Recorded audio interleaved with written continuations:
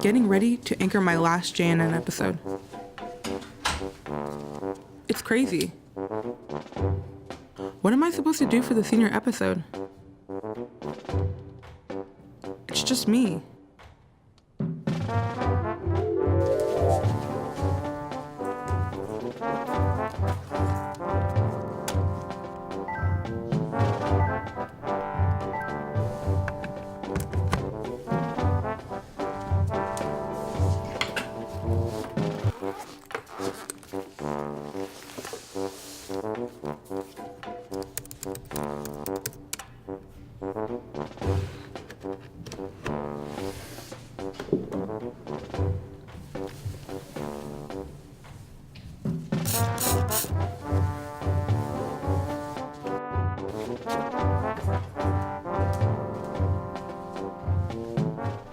Kelly, we need to film for the senior episode. How are we gonna do this?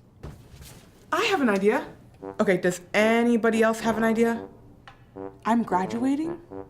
Am I really graduating? Here we go again. Okay, can everyone just stay focused? We need to come up with something. I don't have time for the senior episode. Who even cares about high school? I just wanna go to college. Yeah, it's always about you, Kelly. I'm not ready to graduate yet. All right, so back to the brainstorm. So for the end of the year party, I was thinking, Kelly. Oh my gosh, Kelly, get out.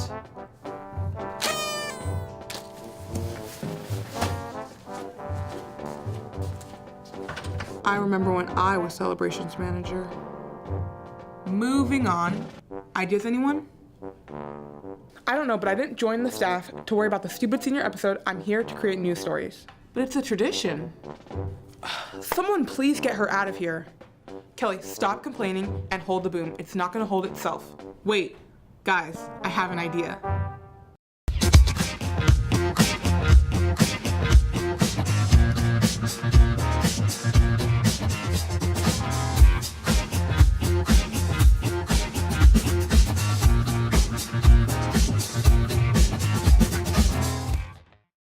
Good morning, Gregory High. I'm Kelly Kiernan. Today is Friday, May 19th. Today on JNN, we look back at changes in college counseling. Jared Perez brings us a sports wrap-up. We take a look at senior athletes playing in college. And Faith Brown brings us another installment of Wired.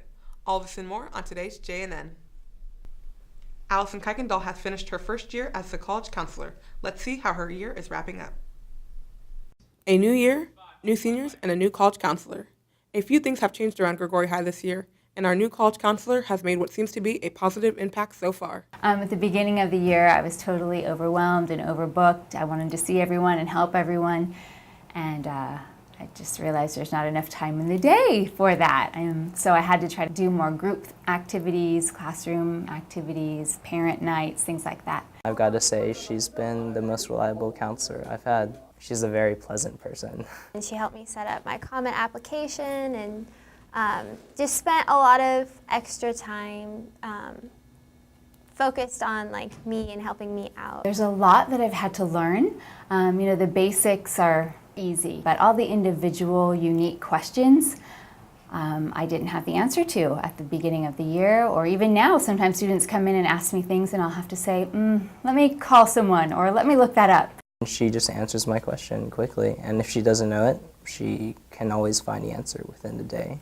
I've noticed that she's been improving greatly this past year, and we've been learning from each other. With Ms. Kuykendall previously being an English teacher and a regular caseload counselor, there has been one transition that has stood out to her. I know that not every student wants to go to college. Not every student needs that for the career path that they, desire. While I want to encourage kids to go to college, it's not for everyone. So I think for me, it has been a huge switch because, now the only kids who come to see me are really those kids who are like, I want to go to college. So it's fun to listen to their dreams and help them out. But at the same time, I have students who I had in my English class who will come in, just to say hi, and I love to hear about what their plans are too. Whatever end of the spectrum, she's really rooting for each individual student, no matter what their scenario is. It's been a great year. I've really enjoyed it, working with the seniors, listening to their goals, watching them kind of ride that roller coaster of figuring things out, applying, getting their decisions back, and then watching them make their decisions on where they want to go and what they want to do. Ms. Kuykendall did a really good job as a college counselor, and a lot, including myself, a lot of other people, I don't think we would have gone into the colleges that we would have been accepted to if it was not for her. Reporting for JNN, this has been Kelly Kiernan.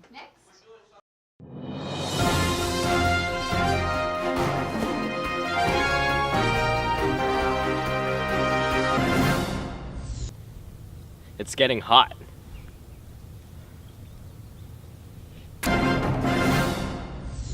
I'm Lauren Bennett, here today with the JAG Update.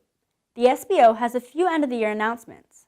Seniors, if you did not pick up your cap and gown on distribution day, you can find it in the SBO. Also, class apparel is on sale. T-shirts are $5 and senior sweatshirts are $10. And the SBO still has school picture packages from the beginning of the year, which are available for pickup. Today is the last day to pick up lost and found items before they will be donated to charity. You'll find those items in the SBO. If you're interested in running cross-country this summer and next school year, there will be a meeting after school on Monday. And finally, you will be getting yearbooks today during 7th period. Seniors get out at 1, while everyone else can leave at 1:20. If you didn't order a yearbook, there are still some available in the SBO. That's all the announcements I have today for JAG Update. I'm Lauren Bennett. Have a great summer. And now, Jared Perez wraps up the spring sports season. I'm Jared Perez, and they have put me back in the box to give you guys a final rundown of the spring sports season. Let's start things off with softball. The girls ended their season undefeated with a record of 9-0 and were first in league. Here's their last game of the regular season when they beat Downing. Next, we move on to baseball. The team finished their regular season undefeated as well, with a record of 25-0 as they came in first place in league. The team was expected to play rather well, but lost their first game against Bear Creek with a score of 0-10. If they lose one more game, they will be out of playoffs. Their next game was this past Wednesday, but by the time of this recording, we did not have that score. Now on to golf. The Jags ended their season with a record of 12-0 and placed first in league. In addition, they won the Sac Joaquin Section Division I South Tournament May 8th for the first time in our school's history. While they lost at the Section Masters Tournament on May 17th, the team still ended their season on a high note with a section win.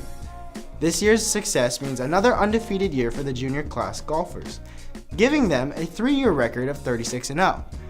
Next is tennis. The team wrapped their season with a record of 12-0 and came in first place in league. Following that, we have track and field. Boys ended the season with a record of 2-5 and placed 5th in league. The girls continued their winning streak this year with an overall record of 7-0 and another first place in MMC.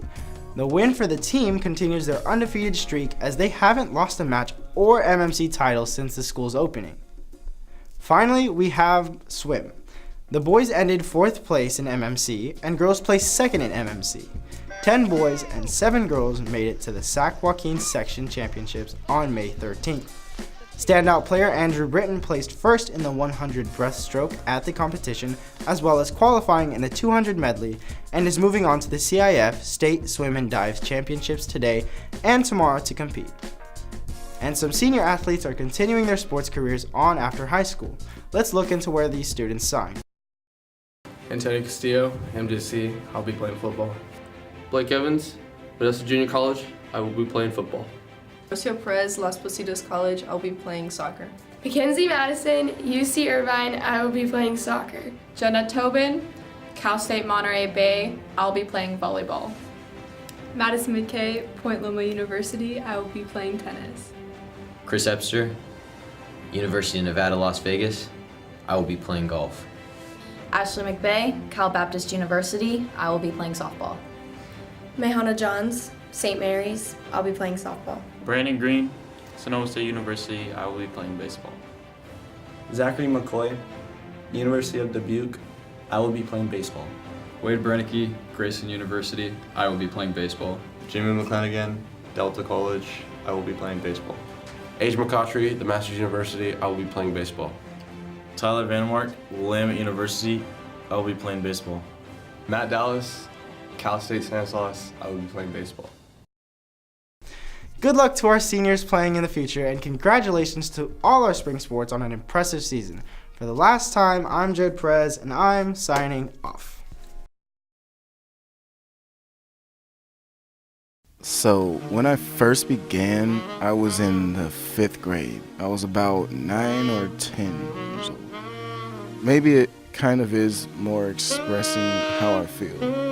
Without music, I'm one thing, and with music, I'm a completely different thing. It's like there's another side of me almost.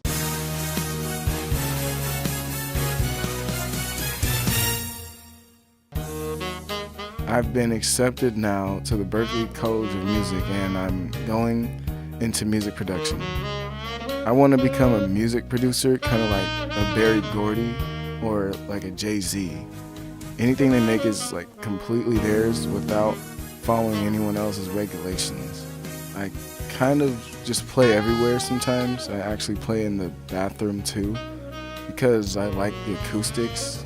It's pretty cool to expand a reputation, you know, and have people worldwide calling me to play saxophone at their events. I think with music, I'm definitely more outgoing. And without it, I would probably just like hide in a corner, and I don't think I'd ever show my face. If you drive to school, you clearly know Grigori has major parking lot issues. On busy school mornings, the parking lots are filled, which means that some students will not be able to get parking spots. The fill-up is partially due to our parking pass system. There are currently 47 students still on the wait list for a parking pass this year. For some students, driving to school isn't a choice, it's their only option. And it's impossible for sophomores who get their licenses in the spring to drive to school because this wait list begins in November. More and more students have been driving to school without a parking pass, knowing that it's the only way they can park at school. Last year, the school tried to fix parking issues with new passes, and while that fixed some issues, parking problems remain at Grigori. Campos don't ticket cars without passes every day, which leads to some students who park without passes feeling like there's no consequences at all to not having one. Last Monday, there were 58 students parked in student lots without a pass. This means that students with passes may have more trouble getting a spot, and that there are more people parking at school than we have room for on a daily basis. Every spring, students can't find parking or get a pass, and every year, no permanent solutions are proposed. What Grigori really needs is a new parking lot. The 2 student lots we have now just aren't capable of meeting the demand of student drivers in their cars. This isn't an issue of space to adding a parking lot, it's an issue of priorities. Everyone sees that large space of grass by the J building that's going unused. The original blueprints of the school have a performing arts center there, but there's no plans for this to be built, and none in the near future. And by the gym, there is a large cement area that could easily fit a parking lot. Original blueprints call for a swimming pool, but again, this is an expensive project that is not happening in the near future. Now, I'm all for adding new art centers or pools to make our campus a better place for students, but in the long term, Grigori would be a better place if there was more parking. To our administration, this problem isn't going away. If nothing gets done, we'll be in the same position next year, and the year after that, and the year after that. Students should not be kept from driving to school. Students should not have to circle the parking lot for a spot, making them tardy for first period. Students should not be on a 47-person wait list. Adding a new parking lot for the next school year would be an expensive undertaking, but when a cost would eliminate the many parking issues we face now, it's worth the price. Thanks, Catherine. And finally, Faith Brown brings us another installment of Wired. Welcome to Wired. I'm Faith Brown. I'm going to be talking about this awesome thing called virtual reality. Virtual reality is pretty much a 3D computer-generated environment that can be interacted with. People don a headset and are immersed into a world where they can do anything. Virtual reality, you can create anything at your fingertips and explore any place. You can fight through zombies or robot hordes. You can play to the beat of music or your favorite song. In order to keep people from destroying their homes, VR comes with sensors that set up a virtual boundary called Chaperone. Great games include Tilt Brush, where you can draw and create anything you want in 3D. Another is Arizona Sunshine, a story-driven game that takes place during the zombie apocalypse. VR has multiple online and multi-platform games, so you don't have to play alone. Developers are still testing the boundaries of how far VR can go. The one real problem with virtual reality is the movement. Many people feel nauseous or dizzy after moving in the virtual world. The teleportation and movement system has made people too sick to play. Some games have room scale where the boundaries are restricted to the room space, so people don't need to use the teleportation system. That still leaves out a lot of great games. Virtual reality continues to grow every day with new advancements to make the games more realistic and immersive. VR is still in its early stages, but it has a lot of potential to change the future of gaming and the way we experience the world. Thanks, Faith. Well, that's it for JNN this year. For the last time, I'm Kelly Kiernan. Have a great summer. All right, let's start. 3, 2, 5, 4, 2, 1, 3. 5. This is Kelly Kiernan. Oh, wait, I'm Kelly Kiernan, right? You are Kelly. Okay. Okay. High five. Okay.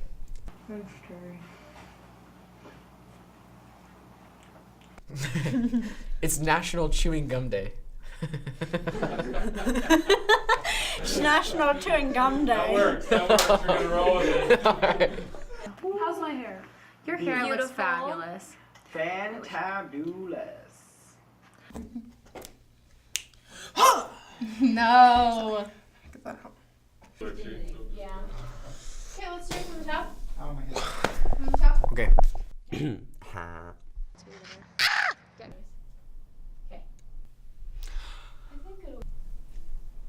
We're good. There's no like this area. Okay. With the camera guys. Dun-dun, dun, Alright, you dun, can do that. dun.